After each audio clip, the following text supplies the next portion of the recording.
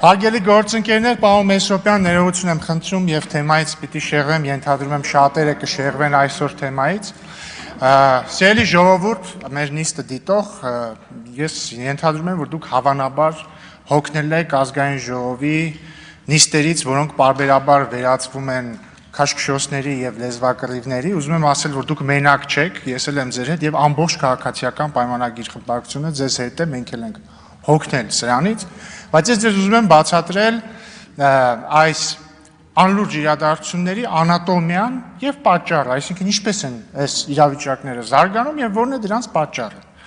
Այսօր նիստերի ժամանակ մի ընթացքում հանդիպման էի եւ չէի հետեւել նիստին, հետ եկա, մի հատ բացեցի հեռախոսս եւ տեսա տեսանյութ, տեսնեմ ինչ է կատարվում, որ Լևոն Քոչարյանը կանգնած է ամբողջ Հայաստան խմբակցության հետևում, այնտեղ կին, տղամարդ, բոլորը կենթանի պատ են կազմել եւ ինքը հետևից հայհոյում է եւ ասում է իմ պապիկին, թե պապային, այս ինչ ասողը, այս ինչի, այս ինչն է, այն ինչն է, այն ինչն անեմ, ես իրան հայհոյում է ու հետո գնում է։ Ու ամբողջ խմբակցությունով սենց հեռանում են։ Ասես ինչ ա եղել, ով է նեղացրել Քոչարյանի երեխուն։ Եվ որոշեցի բացել հեռարձակումը, տեսնել ինչ է կատարվել։ Բացեցի, տեսնեմ, որ պատանի Լևոն Քոչարյանը մոտեցել է ամբիոնին, սկսել է ելույթ ունենալ եւ ասել է, որ մարդիկ ասում են, որ Նիկոլ Փաշինյանը թուրք դավաճան է, ԿՊ-ն ասում են անհայրենիք դավաճաններ, ես իմ համբալնով է, ես ինչ։ Այսինքն իր տրամաբանությամբ ասում է կան մարդիկ, որոնք ձեր մասին ասում են այսպիսի բաներ։ Մի կողմ թողնենք, ճիշտ է ասում, սխալ ասում, այս կոնտեքստում կարևոր չի։ Դրանից հետո հարգարժան Հակոբ Արշակյանը, որը համբերատար, մեծաբար, ավագաբար, լսում է մինչև վերջ պատանի Քոչարյանի ելույթը, ինքն է ելույթ ունենում եւ սկսում թվարկել նույն տրամաբանության մեջ, թե մարդիկ ինչ են ասում Քոչարյան ավագի մասին։ Ռոբերտ Քոչարյանի մասին, այո, խոսքը Անդրանիկ Քոչարյանի մասին չի։ Եվ տեսնում եմ, որ պատանի Քոչարյանը մի փրփրում է, ջղայնանում է, ջղաձգվում է, ամբողջ Հայաստան խմբակցությունը մոտենում է, շրջան է կազմում,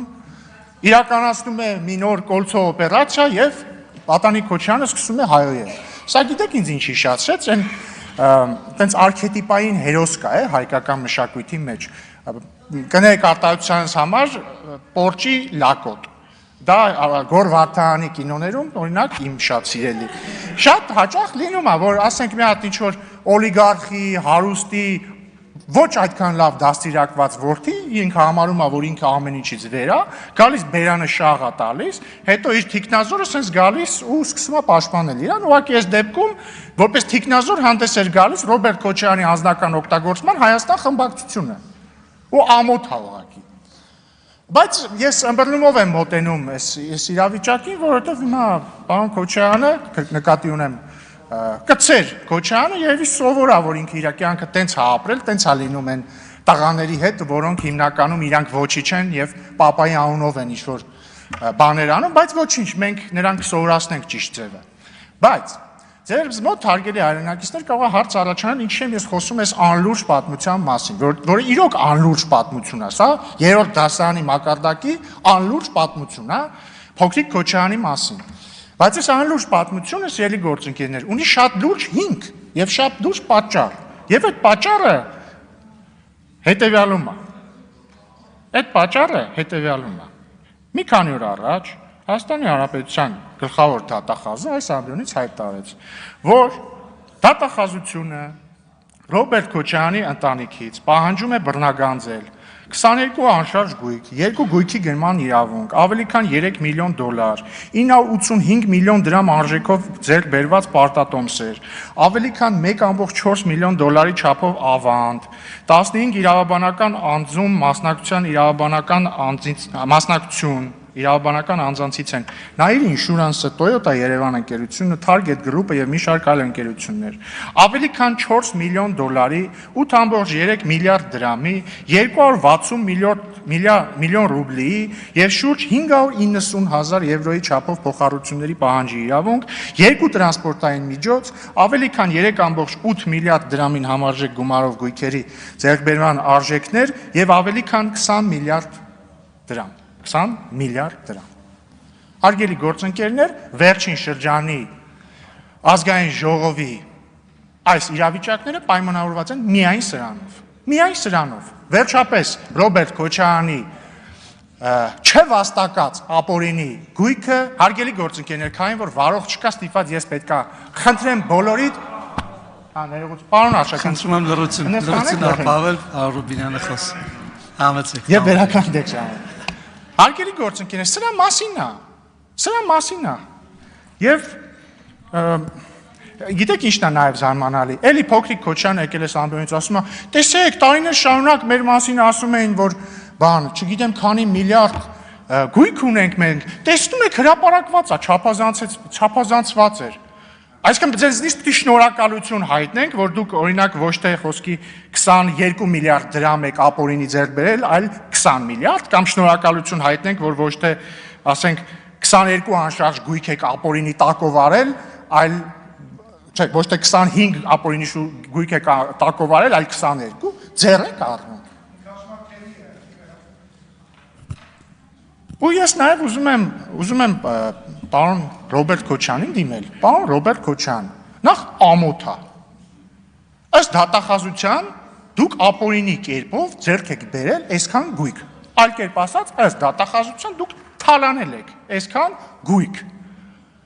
Թալանել եք դուք ըստ դատախազության։ Դրա համար պատասխան տվեք դուք, ոչ թե ձեր փոքրիկին ուղարկեք ստեղ, սաղս ձեռը կրակն ենք ընկել։ Մենք մի կերպ մեզ զսպում ենք, որ մի հատ դաստիարակչական ապտակ դրան չհասցնենք, ձեր խմբակցությունն էլ բանի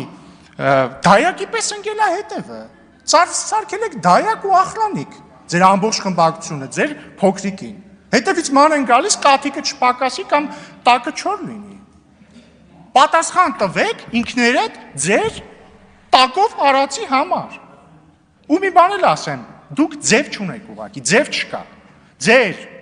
Ձեր բերած ապօրինի գույքը մուծվելու եք բյուջե, ձև չունեք, ոչ մի ձև չունեք։ Ուզում եք ձեր փոքրիկին օրական 16 անգամ ուղարկեք ստեղ, թող ամբաղ-զամբաղ ելույթներ ունենա։ Ուզում եք ձեր խմբակցությանը հրահանգեք, որ այդ ընթացքում իրան